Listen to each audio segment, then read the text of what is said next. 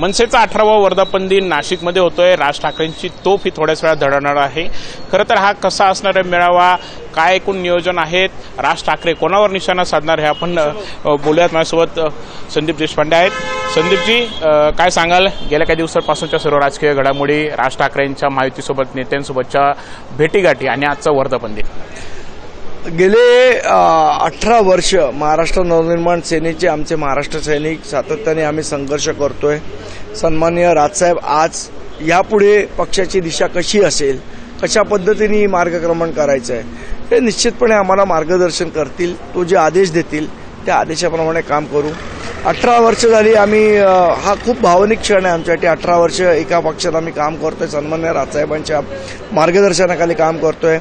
अनेक चढ उतार आम्ही बघितलेले आहेत, जय पराजय बघितलेला आहे। एक निश्चित की आता जो संघर्ष आम्ही करतोय या संघर्षाची परिणिती आता यापुढे महाराष्ट्र सैनिक हा सत्तेच्या दिशेने वाटचाल करेल हा निर्धार आम्ही या वर्धापन दिनी निश्चितपणे करतोय। सत्तेच्या दिशेने वाटचाल करेल म्हणता, महायुतीसोबत जाणार आज होईल घोषणा वाटते? नाही, मला महायुतीबरोबर जाऊ नाही जाऊ याच्या संदर्भातला निर्णय राजसाहेब घेतील, पण एक महाराष्ट्र सैनिक म्हणून महाराष्ट्र नवनिर्माण सेना हा सत्तेत असला पाहिजे या दृष्टीने आम्ही नक्की मार्गक्रमण करू। पण आपण जर बघितलं तर नाशिकमध्ये अनेक होर्डिंग हे पक्षाच्याच वतीने लावण्यात आले आहे। लढायचं आहे ते जिंकण्यासाठी, त्यासोबत भावी मुख्यमंत्र्यांचे देखील होर्डिंग हे बघायला मिळाले। काय इच्छा आहे?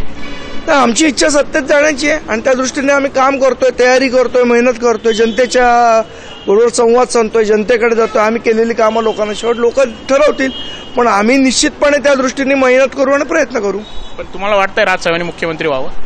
100% मला असं वाटतं महाराष्ट्रातल्या प्रत्येकाला ते वाटेल। ज्या पद्धतीने विकासाचा विजन सन्मान्य, मला वाटतं हे नाशिककरांपेक्षा जास्त कोण सांगू शकतं। ज्या पद्धतीने नाशिकचा विकास केला आणि ज्यांनी सांगितलं आम्ही दत्तक घेतो आणि फसवलं नाशिककरांना, मला वाटतं नाशिककर बघतायत। पण एक तुम्ही जसं म्हणलं की राजसाहेबांचा कार्यकर्ता मी आहे, एक कार्यकर्ता म्हणून तुमची काय भावना आहेत? म्हणजे सध्याचं जे महाराष्ट्राचे राजकारण हे सुरू आहे की आता मागच्याच काळात की अजितदादांनी सुद्धा राष्ट्रवादीला सोडचिठ्ठी दिली, दुसरीकडे महायुतीसोबत आता एकनाथ शिंदे आलेले आहेत, सर्व आलेले आहेत आणि या राजकीय घडामोडी महाराष्ट्राच्या राजकारणाचा झालेला चिखल मला असं वाटतं जर कोणाला साफ करता येत असेल तर तो महाराष्ट्र नवनिर्माण सेनेलाच करता येऊ शकतो।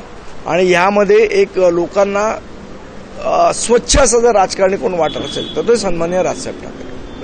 एकंदरीतच आपण बघत आहोत की थोड्याच वेळात आता राजसाहेबांची तोफ ही धडकणार आहेत आणि निश्चितच राज ठाकरेंनी मुख्यमंत्री व्हावं असं मला देखील वाटतंय। सत्तेच्या दिशेनेच मनसे यापुढे वाटचाल करेल असं म्हणत एक सूचक इशाराच संदीप देशपांडे यांनी दिला आहे। कॅमेरामॅन किरण कटरसह प्रांजल कुलकर्णी, एबीपी माझा, नाशिक। एबीपी माझा, उघडा डोळे बघा नीट।